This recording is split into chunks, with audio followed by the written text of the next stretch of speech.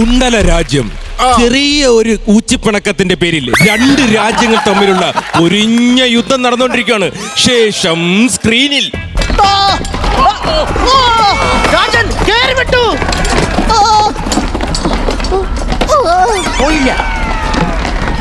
രാജൻ ഏതെങ്കിലും 30 മീറ്റർ അപ്പുറത്തേക്ക് വിടും. രാജൻ തൃശൂർ വ്യൂഹത്തിലുള്ള സമയമായി. പെരുമ്പറ മുഴങ്ങട്ടെ.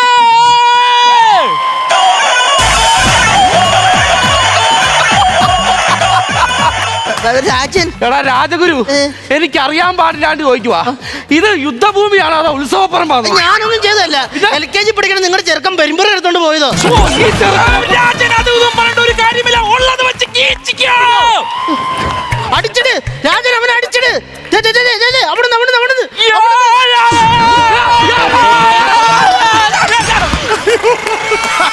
എന്റെ പടനായകനല്ലേ ആ പോയത്? എന്റെ ദൈവമേ. ശ്രദ്ധിക്കുക, ശ്രദ്ധിക്കാൻ പറഞ്ഞോ. ഇന്നത്തെ യുദ്ധത്തിന്റെ സമയം കഴിഞ്ഞിരിക്കുന്നു. ബാലൻസ് യുദ്ധം നാളെ രാവിലെ ഒരു 6-6:30 തുടങ്ങും. കറങ്ങി അടിച്ചടക്കാതെ ഇങ്ങി വന്നേക്കണേടാ. 6:30 വരെ തല സൈഫാ. ആണ് ചുമ്മാ ആവശ്യമില്ല. നാളെ കാണാൻ ഒരു വിഷയമില്ല. എല്ലാം ഒരു കുഴപ്പമില്ല. എല്ലാ കാര്യങ്ങളും പടനായക, ഇതന്നെ നിന്റെ മൂക്കിന്ന് ചോര വരുന്നേ? ഞാനവിടെ തേങ്ങ പൊതിച്ചോണ്ടിരിക്കുവായിരുന്നല്ലോ. രാജാവ് കണ്ടല്ലേ ഞാൻ തെരച്ചു വീണത്. അവന്മാരെന്നെ അച്ചറം വെച്ച് അവിടെ ഇടിച്ചു കൂട്ടിയത്. അയ്യോ പോട്ടടാ, സോറി. രാജാവേ, ഒരുമാതിരി പോക്കർജനം കാണിക്കരുത്. ഞാൻ എന്നാ പോക്കിത്തരാണ്? നിങ്ങൾക്കെല്ലാവർക്കും നട്ടലുള്ള വാളും എനിക്ക് ഈ നട്ടലില്ലാത്ത വാളും.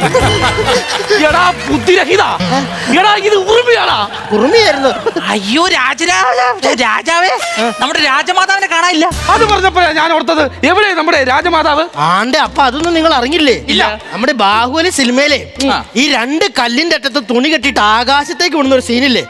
അത് നമ്മുടെ ഭടന്മാരൊന്ന് ട്രൈ ചെയ്തു. Very good. തുണിക്ക് പകരം കെട്ടിയത് രാജമാതയുടെ സാരത്വം.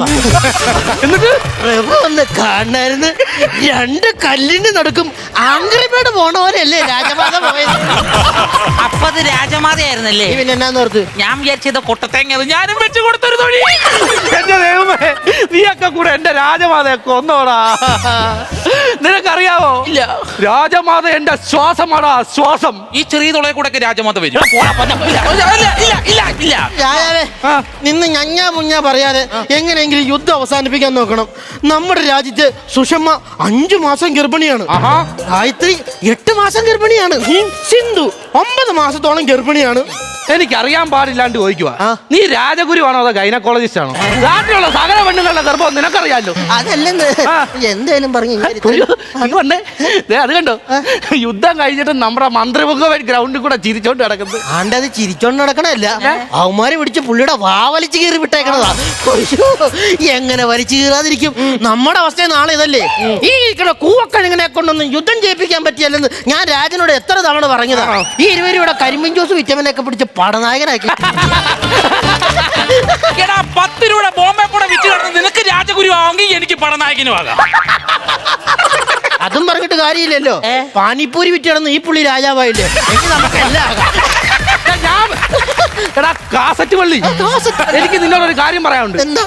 എടാ കഴിഞ്ഞ ദിവസം ഞാൻ ആ കാട്ടിലെ കക്കൂസി പോയപ്പോ നീ എന്തിനാണ് പുറത്തുനിന്ന് പൂട്ടിട്ടത്? ആണ്ടത് പ്രഭു ആയിരുന്നു. പിന്നെ നീ എന്നെ വിചാരിച്ചു? ഒരൾച്ച കേട്ടപ്പോ ഞാൻ ഓർത്ത് ഏതോ കടുവ വന്നതിനകത്തിരിക്കുന്നു.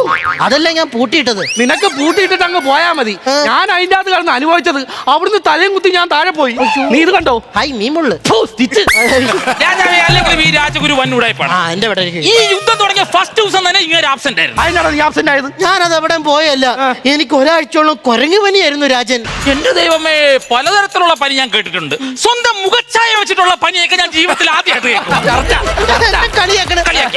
രാജൻ യമനെ പറഞ്ഞു വിടുവാണെങ്കിൽ ഈ യുദ്ധത്തിന്റെ എല്ലാ ചെലവും ഞാൻ എടുത്തോളാം. ആര് വഹിക്കും? ഞാൻ വഹിക്കും. എന്റെ ദൈവമേ, ഒരു പാൽ ചായ കുടിക്കാൻ കാശില്ലാഞ്ഞിട്ട് കട്ടൻ ചായക്കകത്ത് കുട്ടിക്കൂറ പൗഡർ കലക്കി അത് കലക്കി കുടിക്കുന്നവനാ പറയുന്ന യുദ്ധത്തിന്റെ ചെലവ് മുഴുവൻ അവൻ വഹിച്ചോളാം. ഒന്ന് പോരാടുന്നു. എന്നാ പോയി കുറച്ച് കഞ്ഞി വെക്കാം. അതായിരിക്കും നല്ലത്. അത് പറഞ്ഞപ്പോഴാണ് നാം ഒരു കാര്യം ഓർത്തത്. ഇവിടെ നമ്മൾ അന്യദേശത്തിലെ സന്ദേശം ഇങ്ങോട്ട് കൊണ്ടുവരാനായിട്ട് ഒരു സുഭാഷ് പ്രാവിനെ വളർത്തിയിരുന്നു. ആ സുഭാഷ് പ്രാവിനെ കാണുന്നില്ല. ഈ വാലിന്റെ അറ്റത്തൊരു ചുമല ബ്രൗൺ ഉള്ള ഒരു പ്രാവാണ്. അതെ അതെ അത് തന്നെ അത് തന്നെ അത് ഈ തന്നെ തലയിൽ ഇങ്ങനെ കൊമ്മള പോലെ അവന്റെ പൂക്കളൊക്കെ വിരിഞ്ഞു വരുന്ന പ്രാവ്. അത് തന്നെ അത് തന്നെ അത് ഈ തന്നെ. ആരോടിച്ചാലും ഓടിപ്പോത്തൊരു പ്രാവ്. എടാ അത് തന്നെ. രാജാവ് എന്നോട് ക്ഷമിക്കണം. എന്തിനാ? ഞാൻ അവനെ ചുട്ടു തിന്നു. അമ്മേ അതിനെ ചുട്ട് തിന്നാടാ നീ? അയ്യോ എടാ മഹാഭാവി, അതിന്റെ വാലിന്റെ അറ്റത്ത് ഒരു വെള്ള പേപ്പറിൽ ഒരു സന്ദേശം ഉണ്ടായിരുന്നല്ലോ. അയ്യോ അത് സന്ദേശമായിരുന്നാ. ആ ഞാൻ വിചാരിച്ചു തിന്നു കണ്ട് കിറി കൊടുക്കുള്ള ടിഷ്യൂ പേപ്പർ ആയിരിക്കും. പറഞ്ഞ കേട്ടോ, എന്റെ സുഭാഷ് പ്രാവിനെ അവൻ ചുട്ട് തിന്ന്. പോയി ചോദിക്കും പ്രഭു, ചോദിക്കും ഗുരു. ചോദിക്കാൻ പറ്റത്തില്ല. അതിനാ ലെഗ് പീസ് അവൻ എനിക്ക് തന്നായിരുന്നു. എഴുന്നേറ്റടാ, എഴുന്നേറ്റടാ.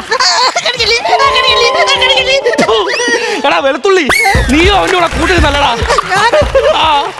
ആവശ്യമില്ലാത്ത കാര്യത്തിന് ഇത്ര ഇഷ്ടമല്ലെങ്കിൽ എന്നെ ഈ രാജ്യത്ത് നിന്ന് പറഞ്ഞു വിടറോ.